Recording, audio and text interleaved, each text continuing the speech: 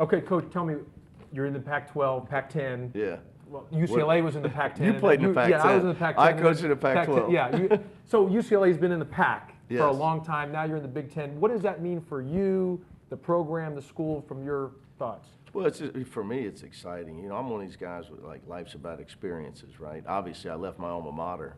I was probably a couple seasons away from being the winningest coach ever there at Cincinnati to coach at UCLA.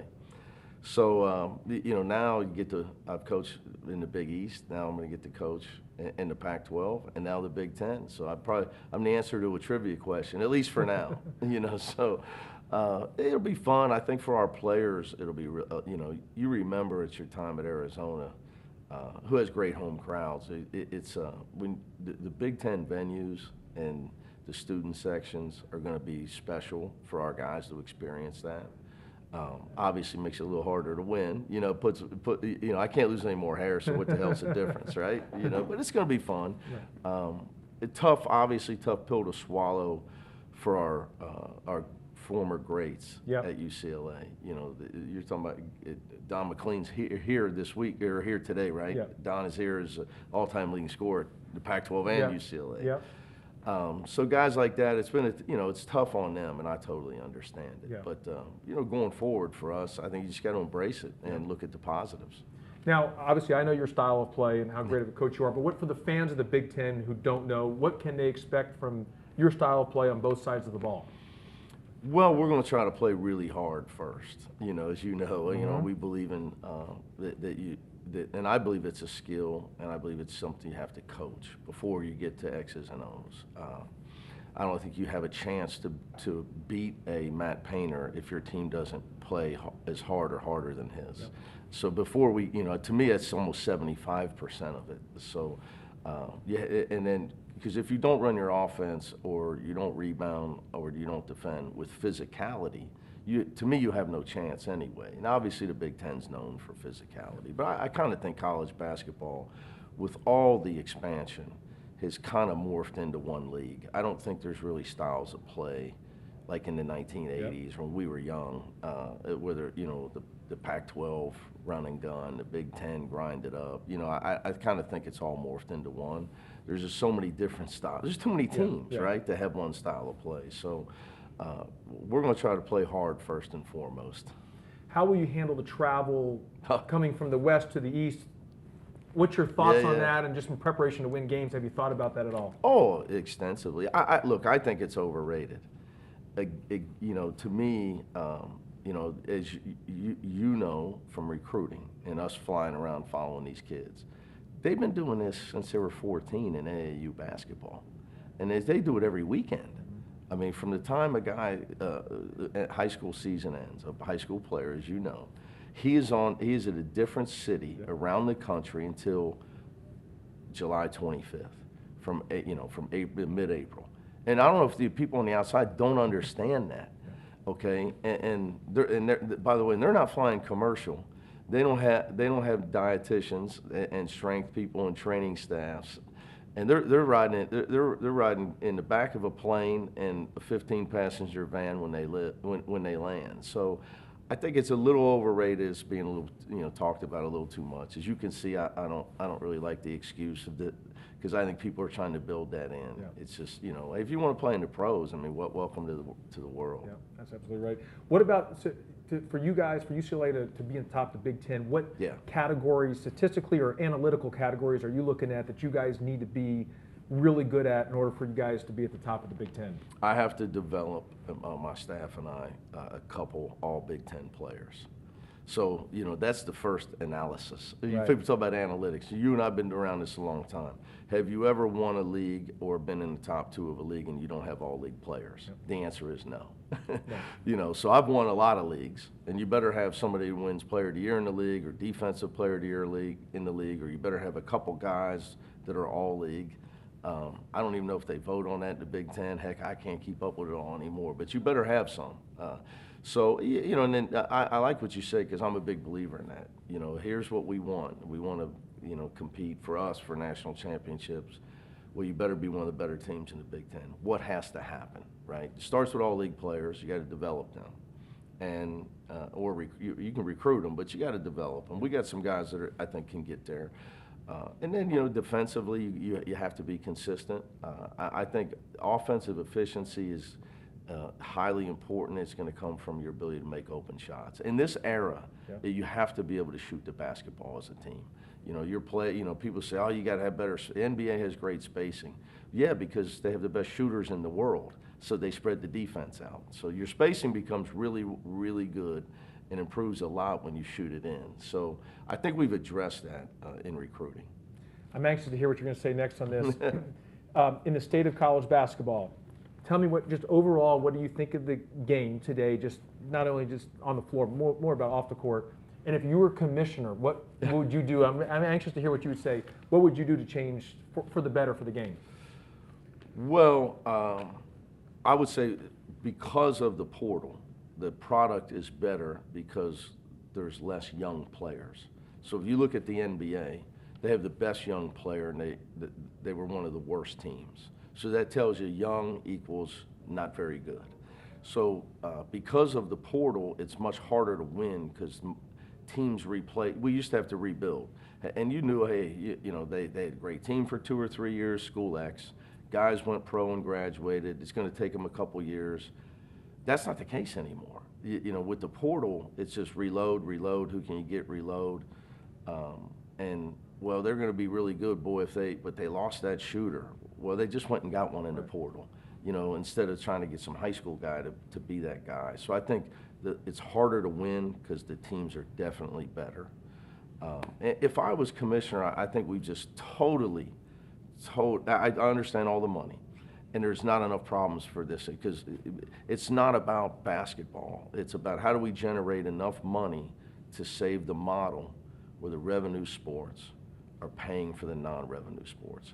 That is the biggest problem, okay? But what concerns me is we've lost all sight of academics, Josh. Yeah. We've really, because with transferring, you and I coached, we have players that call us for help that are 30 years old and older. It's hard to help a guy that doesn't have his degree. And I'm concerned that the portal is going to destroy graduation rates, and the stats still haven't come out yet. But guys, they lose too many credits in the transfer. Now transfer 3 times and good luck. See how you're going to graduate. So it's going to be tough, and the bringing guys. But people don't know. Well, you'll bring guys back to school that after they played in Europe, and the school will pay for them to get a degree. Are the schools going to do that when a guy really only went there 1 year? So I just think there's the academic ramifications I would try to address somehow in a positive way, so kids are getting more, the graduation rates aren't being destroyed. Tell me your thoughts on Sky Clark as in terms of what do you expect from him, and what does he do best that transfers from Louisville? Well, for us, and it's a real simple answer is score. We were challenged offensively last year, and he can really shoot the ball. And I think he's in the best shape of his life. He went through some issues. His father's had some health issues. It's been tough on his family. But he's by far, he would tell you he's in the best shape he's ever been in. And that's really important, as you know, as far as a guard with quickness and speed and those things. But we got to cut down on his turnovers. But he won't be asked to carry an offensive load at the level he was at Louisville last year. But, when you watch a guy shoot and you get him in practice, you can tell he's got perfect form. Yeah. I mean, if you want to draw up a way a guy should shoot the ball, hand placement, elevation, rotation. I mean, he's got a chance to be a great shooter for us. And I think having ball handling help that we have, obviously with multiple guys on our team, with 2 other point guards, Dylan Andrews and Trent Perry. Them guys could all play together at the same time at times for us. So, but we need him to shoot it in. What about Dominic Harris, the transfer from Loyola Marymount? Yeah, tell me what your expectations of him and what does he do best? Well, for Dom, he's stepping up weight. So when you step up a weight class, it's hard. Just practice is harder. Sure. So I'm hoping that his 3-point shooting will translate. He's very quick and athletic guy as well. Which I didn't realize how quick and athletic he was, but.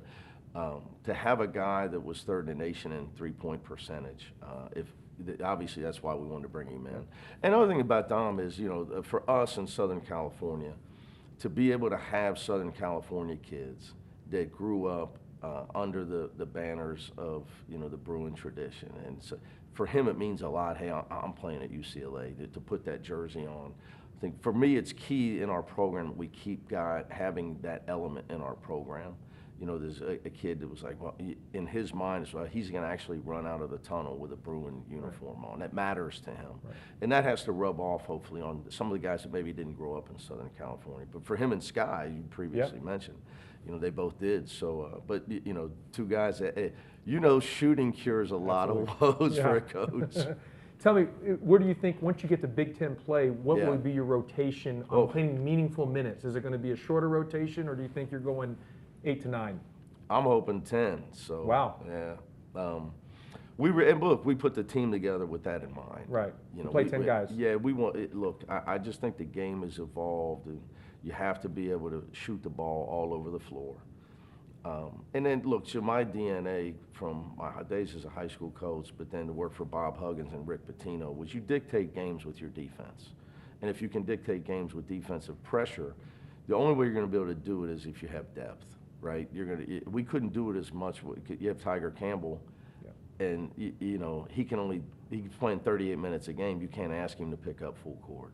So with our depth, I think we're going to be able to play a style that you force the other team to play a game that you practice every day. And this is what I'm envisioning. Now, who knows what will happen? You know how that goes. It's the best laid plan. So, you know, but I think you have so many good coaches in this league. I'm just a believer, if I let you run your offense, you're going to execute and score. So if we can dictate the tempo of the game and take you out of your offense with our pressure, not that you're going to run around trap every time, but to try to be able to pick people up, you got to have some depth. Right. And that helps you get guys in the game as well. You know that. Absolutely. Last question for me. You're up 3, 7 seconds or less. Foul. Are you defending? Are you fouling? And tell me why is your philosophy on that? Well, because my dad will kill me if we don't. No, so people out there, my dad was a great high school coach. Yep. So, yeah, I think, you know, where's the ball out at? You know, because 7's a lot, you know. So if you were to go back, there was a time, we're playing against Syracuse, they're 31-1. I'm at Cincinnati. We did it perfectly, but I had a senior point guard who's just looking at me the whole time, right? And we let them dribble it up, fouled them before they shot it, you know. And, you know, they accidentally made the second. So they didn't even get the miss. Right. So it just goes to math. I think if you can foul at the right time, too many things have to go wrong for you to lose, versus one thing has to go wrong for overtime. Right? That ball goes in. Right. You know, so if you foul, the guy's still got to make the first. He's got to miss the second. They got to get the rebound, and then they got to score. So to me, you know, I like the odds of, you know, they have to make 4 things happen to go their way versus 1. I've seen too many games tied at the buzzer. If you can control it, right? You know, if you can control it. Right. Because of all the movement in college basketball, has some of the blue blood programs lost their advantage in a sense, like UCLA being a blue blood? Well, you know, the rules have changed. You know, does it hurt Alabama football that everybody can have NIL and everybody can transfer? I think that times change and rules are always going to change, and there's always an evolution. Look, so at UCLA, this became a reality a long time ago. You're not going to win the national championship every year, which a lot of my donors, when they went to school, when I meet them, they say, you know, we never lost a game when I went to UCLA. So, yeah, we're a poster child for, it's just that, you know, it evolves. You know, it's wild now to say, you know, he who has the biggest NIL collective is going to get the best players. You know, basically, you know, he has become a pro model. Right. That's just the way it is. So it really is irrelevant, you know, whether your blood's blue, it needs to be green. I get it.